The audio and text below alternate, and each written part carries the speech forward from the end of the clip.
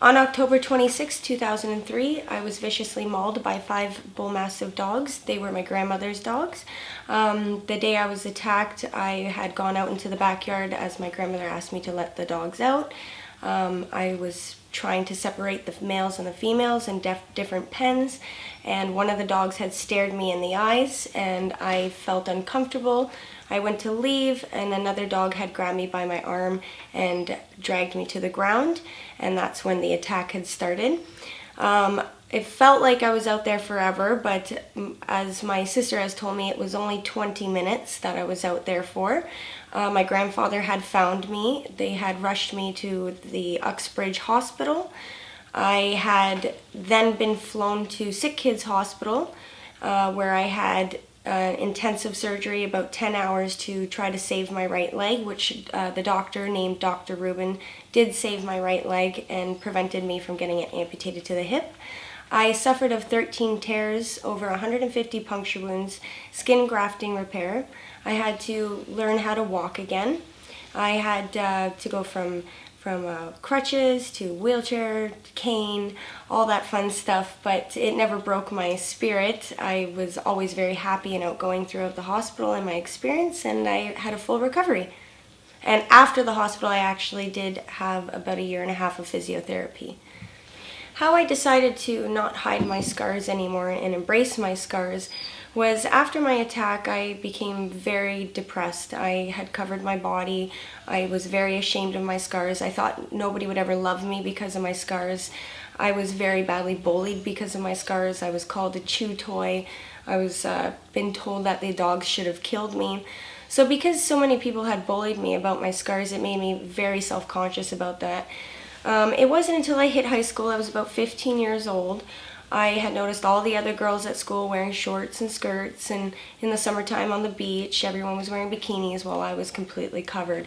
And I thought to myself, I've suffered enough, and I want to be like all the other girls. I deserve to be like all the other girls. These scars don't define me as a human being or who I am personally.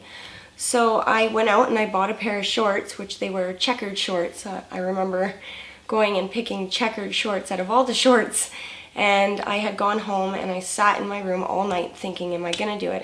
Should I put these shorts on and just go to school and see what happens? So the next day I put on the pair of shorts, and my mom looked at me and she was marveled at my courage, and she asked, are you ready? I said yes, with a strong yes, I am ready. I went to school, and I remember the first experience walking down the hallway, I kept thinking, everyone's looking at me. Even though they weren't, that's what it felt like. Throughout the day, a lot of people did come up to me. They felt that they had to come ask me what happened, and then I would tell them, and they were just amazed by my courage and that I was not afraid to show my scars.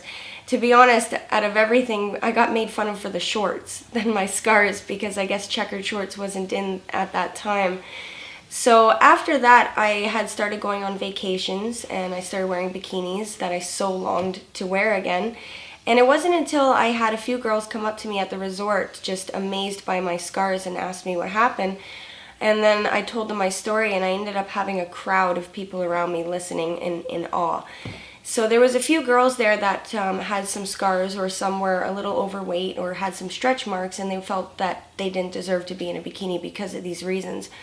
And the next day, they all came out in a bikini, and they came to the pool and sat next to me, and they felt so confident in themselves that the first time in a long time they felt confident enough to come to the resort at the pool and sit in their bikinis, and it was because of me, because I had motivated them. My goal is to go into schools, high schools and public schools, speak to the principal about my story, and that I would love to share it with the kids and talk about bullying, body shaming, because I've been through it all. Mm-hmm. And if I can put this image into young kids' minds, it may prevent other kids from getting bullied, and it might help some kids that are going through what I'm going through, body shaming, to feel more confident about themselves.